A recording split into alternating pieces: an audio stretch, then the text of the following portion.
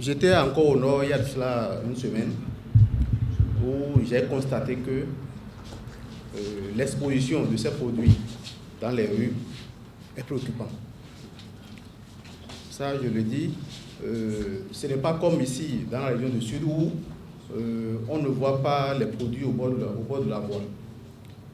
Au nord, les produits sont exposés à chaque 50 mètres dans les boutiques au bord de la voie et sans inquiétude. C'est pour dire que le contrôle au sud ici est encore plus prononcé. Et il y a une prise de conscience par rapport à ce que j'ai observé quand j'étais au nord, il y a quelques jours. Ça, c'est très important à rappeler. Mais ce n'est pas suffisant parce que nous sommes dans une situation où il faut vraiment faire de la veille. Et ça me plonge en même temps vers le sectoriel, le ministère de l'Agriculture, qui déjà fait les efforts au niveau de nos frontières pour que ces produits-là ne puissent pas entrer dans nos territoires. Puis c'est déjà là le problème. Il y a les agents assermentés, les gens qui font le contrôle, les collègues de terrain, qui font ce qu'ils peuvent.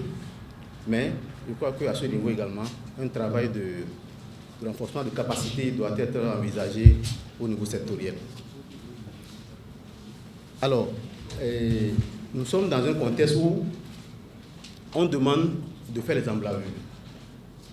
Il faut faire la promotion, il faut faire les emblavures, il faut doubler, il faut quadrupler, il faut quintupler. Au même moment, la main d'œuvre se fait rare. Le producteur fait comment? Le producteur fait comment? C'est ça la préoccupation. Nous sommes d'accord, et ça touche à la santé humaine. On demande au sectoriel de doubler les emblavures. Le maïs, il faut aller à des milliers d'hectares. Le coton, il faut augmenter. Alors que ces produits qu'on a exposés maintenant permettent de contrôler facilement les mauvaises herbes. Donc, pour moi, il faut qu'au niveau des politiques aussi, qu'il faut qu'on puisse voir qu'est-ce qu'on peut faire lorsqu'on veut faire la promotion, lorsqu'on veut augmenter les emblavures. Alors, également, ce que je note, c'est qu'il faut, avec nos acteurs des filières, il faut qu'on puisse faire des renforts de capacité qui va aboutir à un changement de comportement. On l'a vu dans les éléments vidéo où les acteurs manipulent les produits sans protection, sans précaution. C'est des choses vraiment qui